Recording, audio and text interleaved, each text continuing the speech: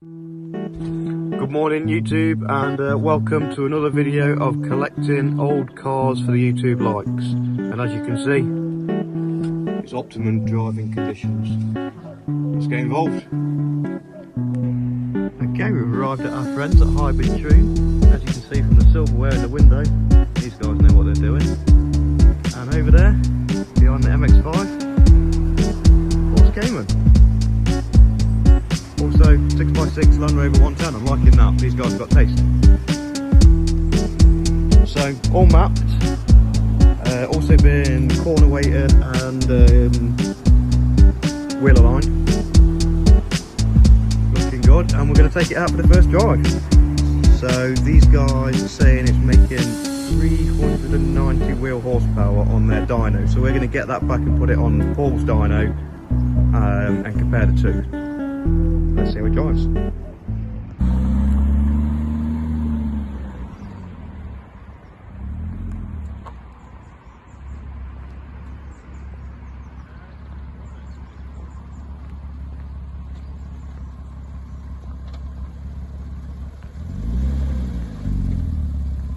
Oh, okay. Because also we've got to let him back in, haven't we?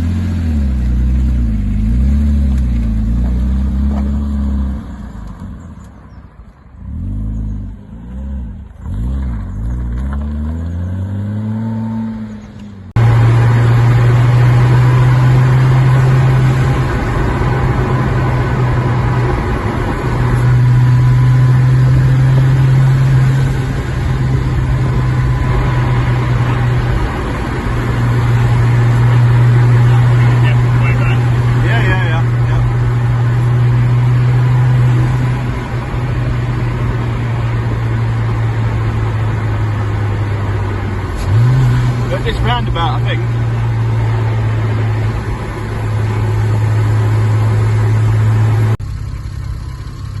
Okay, we're inside the Cayman now. The engine cover is off. We spilled some oil, so it's a little smoky. We have no idea where we are, and we're running out of fuel. But it sounds good and runs well, so everything's going great. Oh, please don't run out of fuel. Oh, the BP. There. Can we go faster? I don't know. 5 minutes. Oh, okay. Well, I just brimmed her up with some super unleaded. 80 quid worth. Yummy. Paul wants to reset his odometer because this car's all about the miles per gallon. And we're going to go for a blast around, see what it's like. As we say, we've got the engine cover off at the minute because we might be doing some further tuning when we get back to higher hybrid tune. So apologies, it's a bit loud. But we'll see, at least give you a bit of view of what the car's like to drive. Here we are with the Twin Turbo Cayman then. This is going to be the first drive after the installation and mapping of the MRN 2.7 Twin Turbo kit. It has been mapped, but we believe there's more to give. Is that true? There's a couple of issues. We've got to replace the O2 sensors, getting some funny readings from those. And possibly some oil issues that we need to actually get it back up on the ramp and sort out, make sure it's absolutely spot on. So they've put in a safe tune at the minute, so we're over fueling slightly and it's pulling 390 horsepower. Yeah. So like 90% there, isn't it? You know what I mean? Yeah, I think so, yeah. Like I say, it's been done so it's safe. Hybrid Tune have done the geometry as well, and the thing just turns in beautifully. Yeah, so we think we should be able to get to about 400, maybe 420 when we've leaned it out slightly. Greater than 400 would be, yeah, like really nice, a real nice number, yeah. So we're going to have a little drive around now, just give you an idea of the sounds and you know what it sounds like, what it feels like to drive. Obviously we're on a public road, so we've got to you know, be all legal. Just bear that in mind. That was fucking horrible. Yeah, here we are. So we've got the custom gauge installed there, and you know, the foot pump special boost gauge. So only no expense spared on that. Right. So with the MRN kit, you've got a pair of scavenge pumps on each turbo to send the oil back to the main sump in the engine. So as soon as you put your key in, you'll hear them start to run in, and that's basically emptying the turbo sumps full of oil. So best way to do that is get in, stick your key in, put your seatbelt on, leave them running for 20 seconds, something like that. Just clears any excess oil that's in the turbos. Then you can start. And when the engine's running, you'll hear those pumps quieting down as they're basically getting full of oil.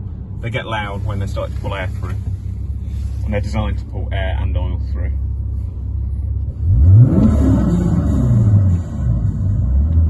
So we'll take it for a bit of a spin. This is the intake temperature. And on a day like today, we're at about 1 degrees. We're seeing about between 15 and 20 intake temperature, so it's stone cold. It'd be interesting to see what that temperature changes to in the middle of summer. But the efficiency of a charge cooler setup is I think a damn sight more efficient than an air-to-air type intercooler.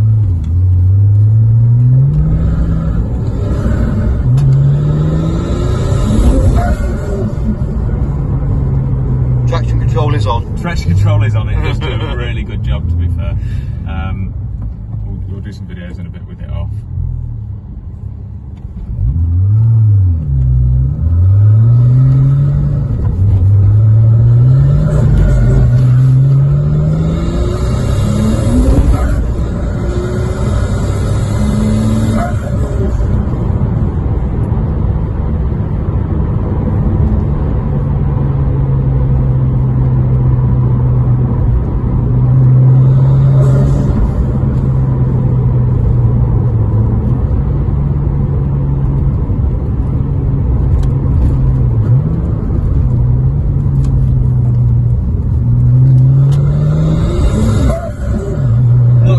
Traction at the minute.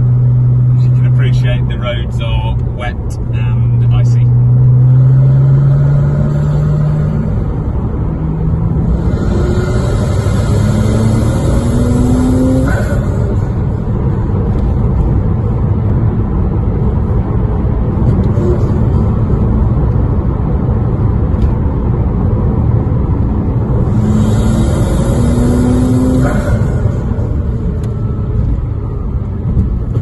Hopefully the camera is really picking up the sounds. Like the boost sounds are really quite audible in the cabin.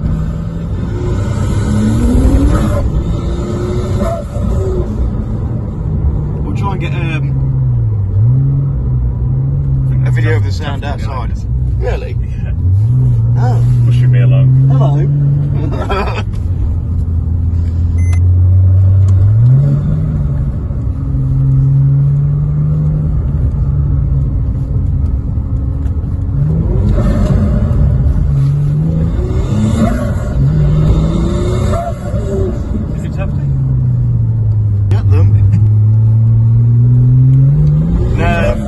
We've just seen a friend and potentially blagged our way into Donington Park. If this goes the way I'm hoping it will, there's a chance we can get on track today. Maybe. To be continued. Things have really escalated at the Gas Out Garage. We've got a expert GoPro install. Let's go to a track day. Good times.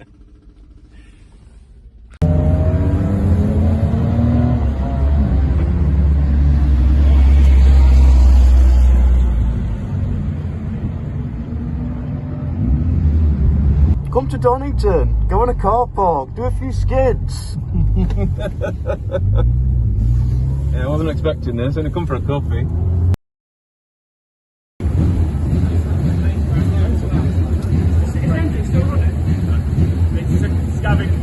Oh, is it?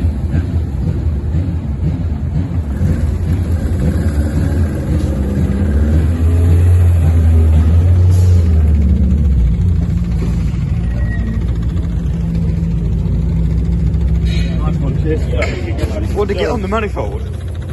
I don't. So today was supposed to be less expensive than yesterday. Yeah, yesterday was an expensive day. Yeah, today is a more expensive day. Well, that went well. Yeah. The car still runs. It's been on fire. It's been to a track day. We were going to talk about how progressive the boost came in. Yeah, it's like it doesn't come on like you'd expect, just a big old turbo on a normally aspirated car. It feeds in really nice and just makes it feel like a bigger engine. But you do get a hell of a lot of turbo noises. A couple of issues we need to sort out. One of them being got a bit of oil onto the turbo jackets, and then obviously running it around the track, we got to the oil's flash point temperature and it caught fire. But the guys here got it out pretty quickly, and I think we're all good. So we'll take it back to the garage, have it up on the ramps, and sort out any issues. We spotted a nice big patch of car park over there, so traction control off, and we'll nurse it home.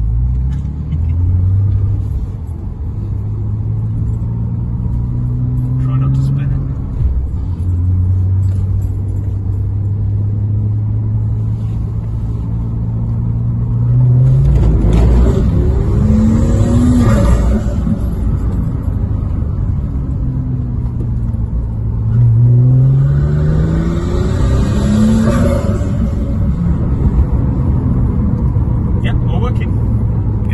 All good.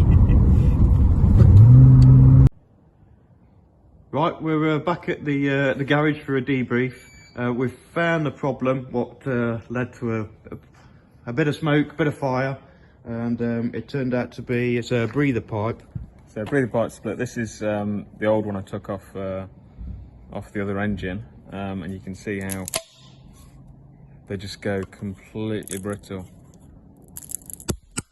So that split, sprayed oil down onto one of the exhausts, and then that basically got to its flash point temperature, and that was it.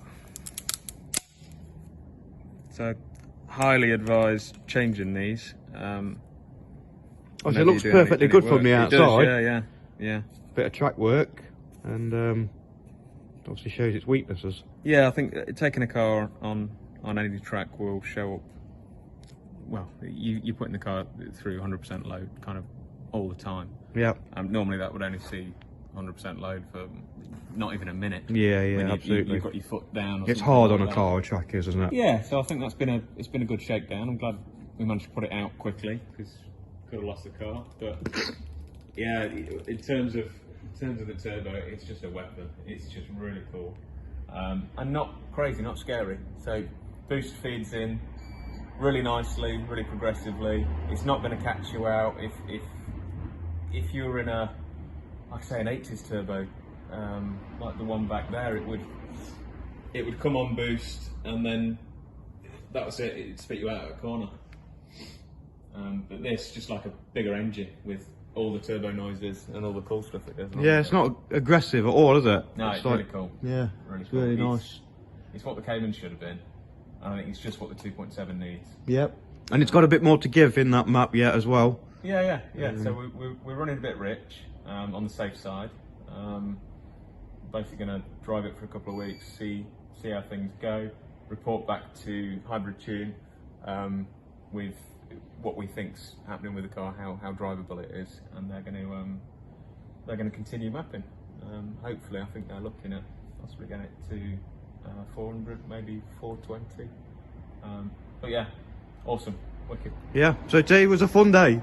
Less expensive than yesterday, but could have been very expensive, but didn't go wrong. So to be clear on this, the fire was nothing to do with anything to do with the turbo kit, really. It was just an old component. Well, there's an example of one of the other engines we've got and how brittle it was.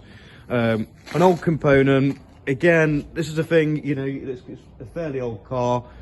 In the grand scheme of things, a fairly old piece of plastic that's degraded. I don't think these are expensive from Porsche. No. Martin, when he did his car, replaced them. Again, didn't bat an eyelid, because it wasn't silly money, and maybe I should have done that to start with. Yep.